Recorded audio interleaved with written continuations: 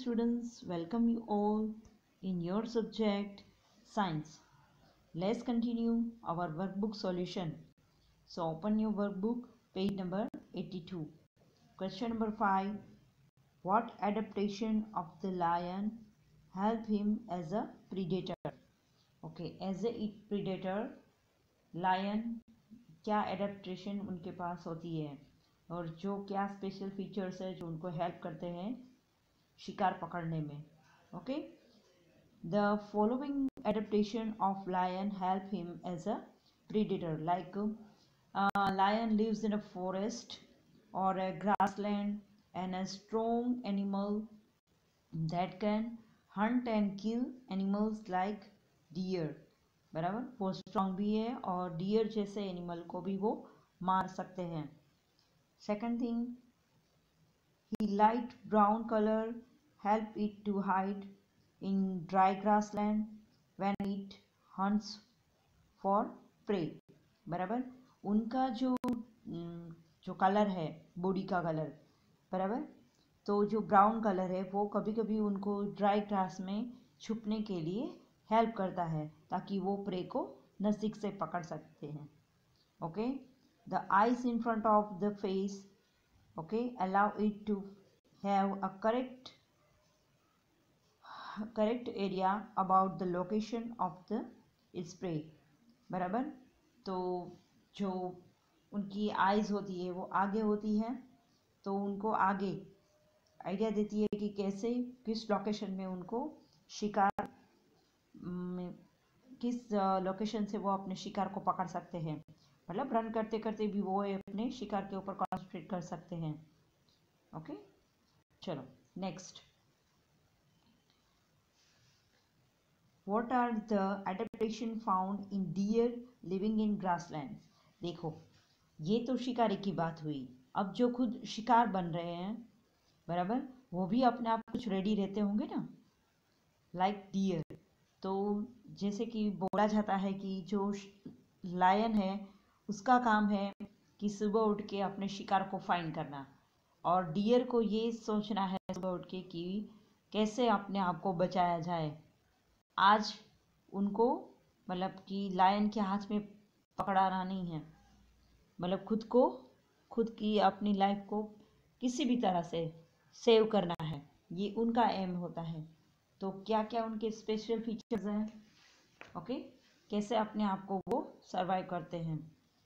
तो the adaptation like it has strong teeth, okay, for chewing the stems of the forest plants.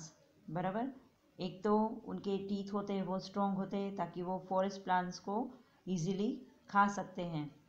And a deer need to know about the presence of the predators in order to run away from them and not become their prey.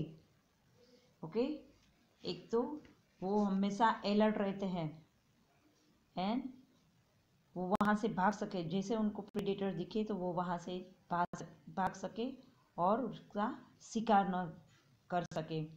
So it has long ears to hear the movement of predators. बराबर, predators की थोड़ी थोड़ी movement भी उनकी जो years है वो जैसे हमारे सेंसेस है ना, तो उनकी भी ईयर्स है तो वो उनको अलर्ट कर देते हैं. तो उनकी बस आँख की आहट से उनको पता चल जाता है उनकी मूवमेंट से.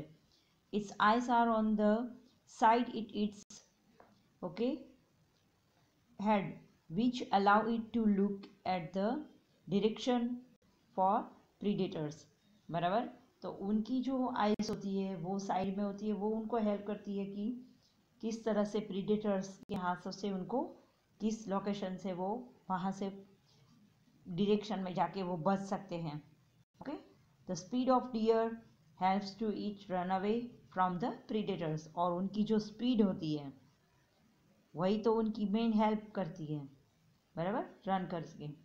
तो then they adapt that place और वो वहाँ पे रह पाते हैं. चलो, state the feature of living organisms.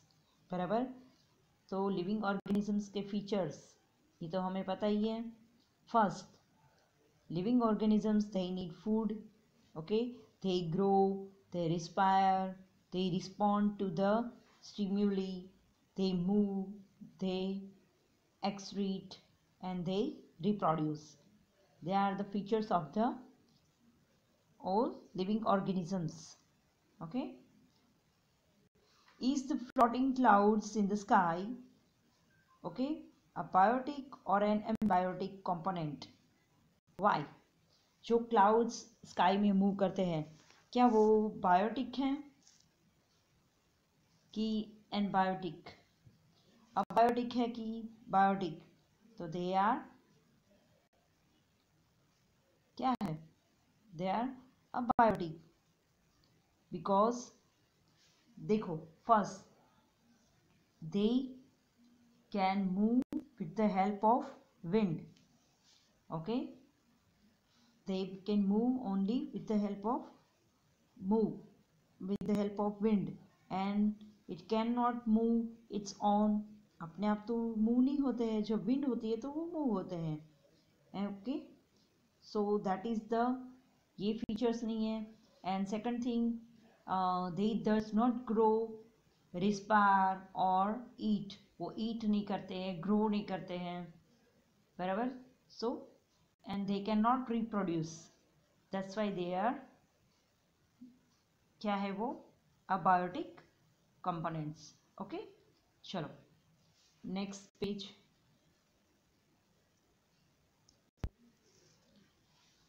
how can you say that the periwinkle plant is living?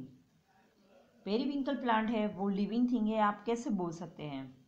because periwinkle had respired, it absorbed carbon dioxide from the pores and the leaves and release oxygen in the atmosphere.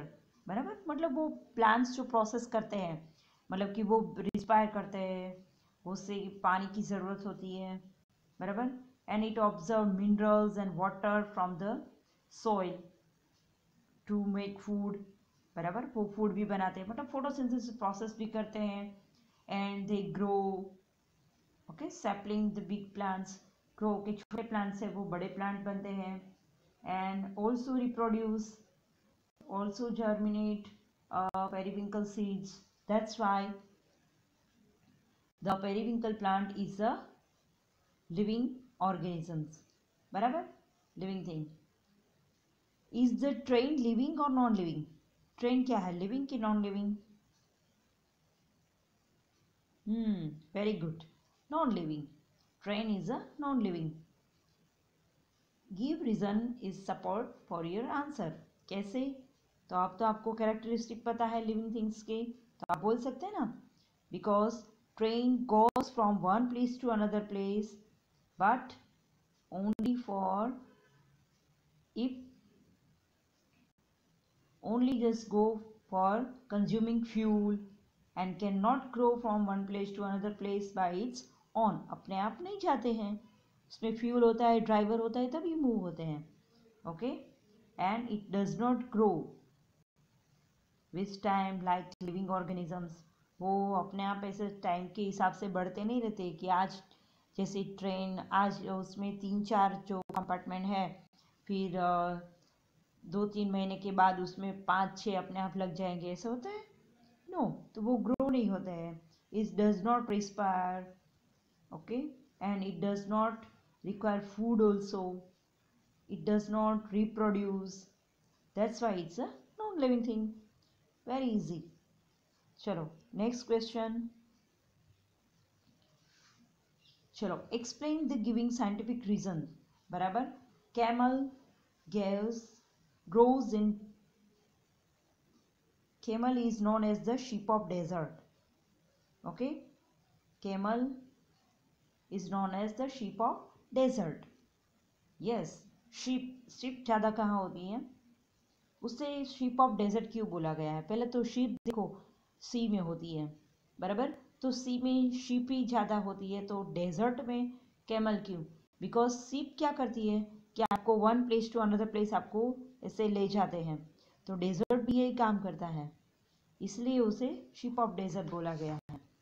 Okay, Camel is known as the sheep of desert because it has adapted itself in order, okay, it to become fit to live in desert.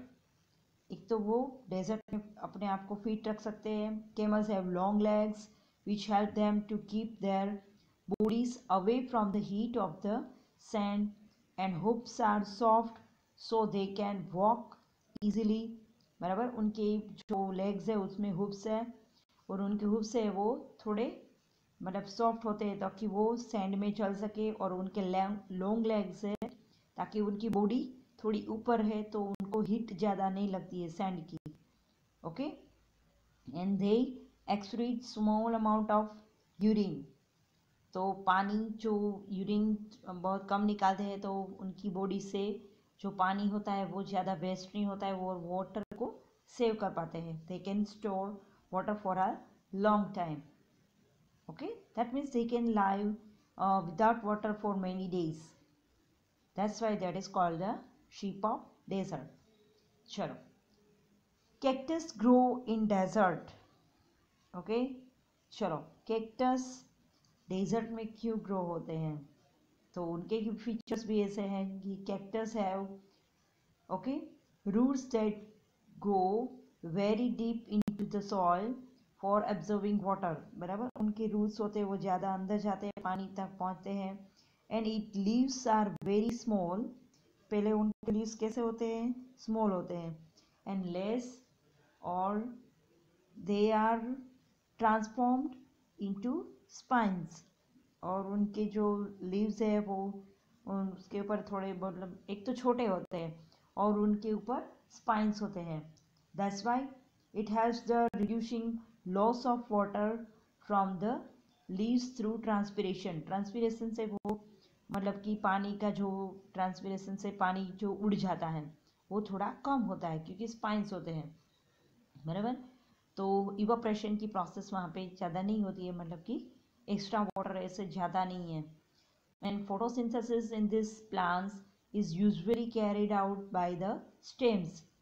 And the stems is also covered with the thick waxy layer. उनका जो stem होता है वो भी थोड़ा waxy layer होता है which helps it certain water, जिसमें मतलब कि थोड़ा remain water, थोड़ा पानी रह जाता है.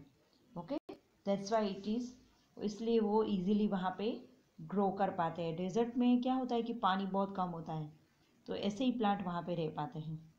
ओके, चलो next page. An aeroplane flies in the sky and uses petrol as food, then too it is non-living. बराबर, एरोप्लेन है वो जैसे फूड हम लेते हैं तो ही हम चल पाते हैं ना, वैसे एरोप्लेन है ना वो फ्यूल लेता है एज ए फूड तो ही वो उड़ पाते हैं. तो क्या वो मतलब तो भी वो नॉन लिविंग है, क्यों? तो इतना तो आंसर आप सीधा बोल सकते हैं कि aeroplane is considered non-living, is cannot fly in the sky on its own. Okay, like a bird. Bird की तरह वो अपने आप नहीं चलते. It cannot ingest petrol on its own and we need to fill petrol in it. हम उसमें petrol fill करते हैं. उनका जो फ्यूल होता है वो अपने आप तो नहीं लेता कुछ. Okay, it does not respire and it cannot grow, so it is non-living. चलो next, match okay differences. Okay, give 2 points of the differences plants and animals. तो वो तो आप भी ऑब्जर्व करके सीधा बोल सकते हैं. First, they cannot move from one place to another. Plants एक जगह से दूसरी जगह मूव नहीं कर पाते हैं. And animals can move from one place to another. Okay, they do photosynthesis in the presence of sunlight and they cannot do photosynthesis. plants है वो photosynthesis process करते हैं, that means they make food by their own self, but animals cannot. बराबर, हम photosynthesis process नहीं कर पाते, animals या तो human कोई भी. चलो, we are also social animal. Okay, respiration and photosynthesis. दो प्रोसेस है, रेस्पिरेशन। ओके, तो ये प्रोसेस में क्या होता है, in this process take place in the both plants and animals. Respiration है वो दोनों में होता है, प्लांट्स भी करते हैं और एनिमल्स भी करते हैं, but the process take place in plants only in the presence of sunlight. बराबर, फोटोसिंथेसिस ओनली प्लांट्स ही कर पाते हैं इन सनलाइट, ये और रेस्पिरेशन दोनों कर पाते हैं, प्लांट्स एंड एनिमल्स। और रेस्पिरेशन में क्या होता है, oxygen is observed and carbon dioxide is released in this process. और वहाँ पे उल्टा होता है, carbon dioxide is observed and oxygen is released. Okay, तो ये एक डिफरेंस हो गया। चलो open next page. Desert plants and aquatic plants. Okay, these have small of and less leaves. उनके जो leaves होते हैं वो small होते हैं या तो कम होते हैं, and these have big and hollow petioles। बराबर, मतलब कि उनके जो plants हैं वो थोड़े big होते हैं। ओके, चलो, मतलब उनके लीव्स है वो बड़े हैं, उनके लीव्स, डेजर्ट प्लांट्स के लीव्स कैसे होते हैं, छोटे होते हैं। They have roots that grow very deep in soil to observe water. और एक्वेटिक प्लांट्स के, their roots are much reduce in size and their main function is to hold the plant in place. बराबर, उनके roots ज़्यादा strong होते हैं और plants को hold करके रखते हैं। बराबर, next, living thing and non living thing. तो ये तो आप ही बता दोगे फटाफट। They need food, they do not need food, they move, they do not move, they grow, they do not grow. बराबर, इससे तो बहुत सारे हैं, यहाँ पे सिर्फ दो दो बताने हैं। चलो, classify the following in living and non living things. तो ये तो मैं आपके ऊपर छोड़ दूँ, इतना तो आप कर सकते हो। चलो, कैट, फटाफट मेरे साथ बोलते जाएंगे। Cat living, basil plant living, bus non living, butterfly living, cycle non living, radio non living, sleeping dog living, भले ना वो सोता हुआ हो, living, pigeon living, telephone non living, lion living, robot non living, sprouted bean living, bee living, kite non living. Kite में थोड़ा confuse हो जाओगे, सिर्फ काइट बोला है तो, क्योंकि काइट बर्ड भी है और काइट, पर यहाँ पे हम काइट एज ए वो पतंग के हिसाब से लेंगे तो वो नॉन लिविंग। बराबर, चलो फिर earthworm living, scooter non living, cloud non living. Understand? चलो, नाउ मैच द फॉलोइंग।